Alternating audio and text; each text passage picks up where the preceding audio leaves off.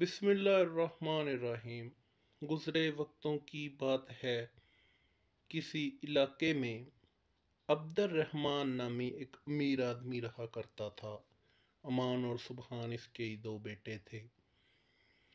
اس نے اپنی زندگی میں خوب محنت کی تھی۔ باپ دادا کی چھوڑی ہوئی جائیداد کو نہ صرف سنبھالا بلکہ اس میں اضافہ بھی کیا اور نیک نامی بھی پائی۔ اپنے اچھے رویے کے باعث اپنے پرائے سب ہی اس کی عزت کرتے تھے، لیکن عبد الرحمن کی زندگی مختصر تھی۔ اسے اتنی مہلت نہ مل سکی کہ وہ اپنے ہاتھوں اپنی دولت دونوں بیٹوں میں تقسیم کر دیتا۔ یوں بھی باپ کی چھوڑی ہوئی جائیداد کے وارث امان اور سبحان ہی تھے۔ ماں کے بعد دونوں بھائی باپ کے سائے سے بھی محروم ہو چکے تھے۔ اس موقع پر امان نے چھوٹے بھائی سبحان کی خوب دلجوئی کی۔ غم نے دونوں کو افسردہ کر رکھا تھا۔ آخر کب تک وہ اس غم کو سینے سے لگائے رکھتے۔ ایک نہ ایک دن تو دنیا داری نبھانے کے لیے میدان عمل میں آنا ہی تھا۔ ایک دن سبحان نے تجارت کی غرض سے دور دراز کے علاقے کے سفر کا ارادہ کیا اور امان کے سامنے اپنی دلی کیفیت کا ذکر کیا تو اس نے کہا، تمہاری جدائی مجھے گوارا تو نہیں، لیکن تمہارے اچھے مستقبل کی خاطر برداشت کر لوں گا۔ اللہ تمہیں سرخرو کر دے۔ امان نے ذرا توقف کے بعد پھر کہا، میں چاہتا ہوں کہ اس موقع پر جائیداد کا حساب کتاب کر لیا جائے تو اچھا ہے۔ سبحان خاموشی سے بھائی کی بات سن رہا تھا۔ پہلو بدلنے لگا۔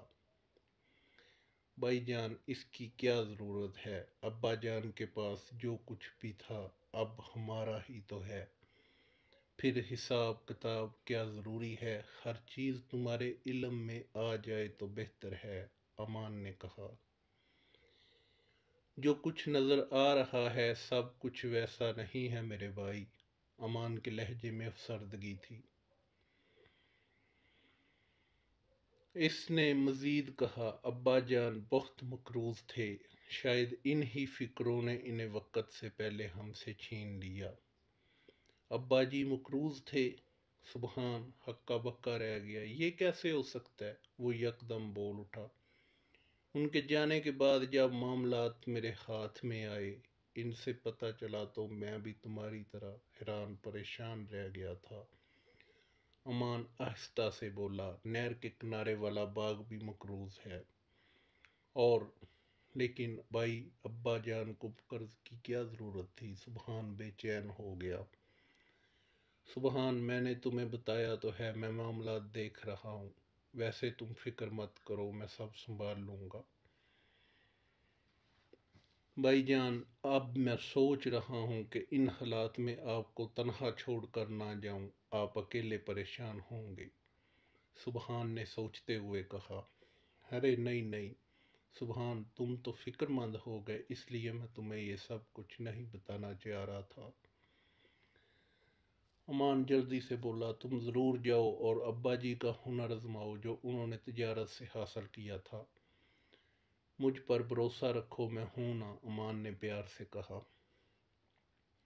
اس طرح کچھ تجارتی سامان لے کر سبحان ایک لمبے سفر پر روانہ ہو گیا۔ 1 سال بعد اس کی واپسی ہوئی۔ وہ بہت خوش تھا، بہت سے تجربات اور نئے نئے مشاہدات اس کے ساتھ تھے۔ اس نے اپنے سبق کے دوران کئی اہم سبق سیکھے اور تجارت میں کامیاب رہا۔ اس دفعہ وہ تھوڑے دن کے لیے گھر آیا تھا۔ ایک بار پھر وہ تازہ دم ہو کر نئے سفر کے لیے تیار تھا۔ سبحان، تم پھر سے سفر پر جا رہے ہو؟ مجھے تمہاری کمی بہت محسوس ہوتی ہے، لیکن خیر کوئی بات نہیں، امان نے ٹھیر ٹھیر کر کہا۔ میں ہوں نا، سب سنبھال لوں گا۔ سبحان نے بھائی کی طرف دیکھا۔ امان کے لہجے میں ہچکچاہٹ محسوس ہوئی۔ جی بھائی، اسی لیے تو میں مطمئن ہوں، آپ ہیں نا؟ सुबहान, मैं सोच रहा हूँ कि एक बहुत बड़ी हवेली बनाई जाए, महलनुमा हवेली, जिसमें हम दोनों भाई खुशो खरम रहेंगे। अब्बा जान की खोई हुई इज्जत दोबारा पा लेंगे। तुम्हारे इल्म में तो है ना, अब्बा जान जायदाद कर्ज में छोड़ गए। बस बस भाईजान, अब इन बातों से मुझे तकलीफ होती है, सुबहान तड़प कर बोला। अरे पगले, तू क्यों परेशान होता है? मैं जो हूँ, इसलिए मैंने सोचा है कि एक शानदार सी हवेली बनाई जाए, लेकिन इसके लिए मुझे कुछ सरमाए की ज़रूरत है। मेरे पास जो कुछ भी है वो आपका ही है भाईजान, सुबहान ने खुश दिली से कहा। 4 लाख दिरहम इस तिजारत की बरकत से मुझे हासिल हुए हैं। बहुत है मेरे भाई, अमान जल्दी से बोला। इस बार जब तुम लौटोगे तो एक शानदार महल में तुम्हारा क़याम होगा, फिर मैं तुम्हारी तमाम रकम भी लौटा दूंगा।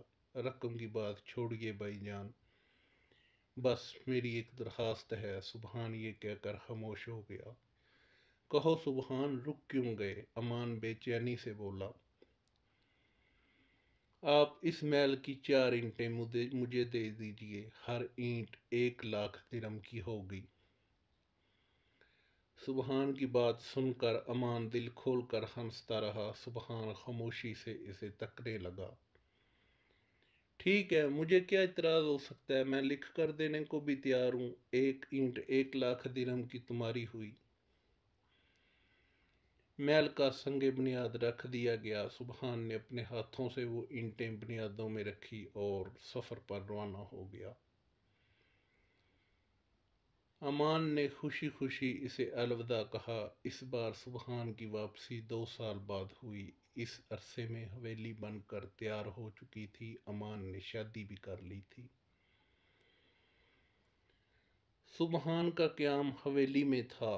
इसने भाई अमान के रवैये में तब्दीली सी महसूस की। खुद सुबहान की हालत भी पहले जैसी ना थी। इस बात को अमान ने फौरन ही महसूस कर लिया। अब वो कुछ बेजार सा था। एक दिन सुबहान ने अमान से कहा, भाई अब मुझे फिर सफ़र पर रवाना होना है। जैसा कि आपको अंदाज़ा ही हो चुका है, इस बार तिजारत में मुझे काफ़ी नुकसान उठाना पड़ा, इसलिए मैं चाहता हूँ कि आप मुझे मेरी रकम लौटा दें। कौन सी रकम? तुम्हें इल्म तो है अब्बा जान सब कुछ कर्ज में दे गए थे, अमान रखाई से बोला। भाई जान, आप कब तक झूठ से काम लेते रहेंगे? हर बात मेरे इल्म में है। अब्बा जान का एक दिल्ला भी कर्ज में नहीं है, बल्कि सुबहान के सब्र का पैमाना लबरेज हो चुका था। सिर्फ और सिर्फ मुझे जायदाद से बेदखल करने के लिए आपने इतना बड़ा ढोंग रचाया। सुबहान ने गहरी सांस ली, जबकि अमान इसे गुस्से से देख रहा था। इस वक्त मैं इन 4 लाख दिरहम की बात कर रहा हूँ जो आपने इस शानदार महल की तमीर में खर्च किए हैं। कौन से 4 लाख दिरहम? अमान तमस्खर से बोला।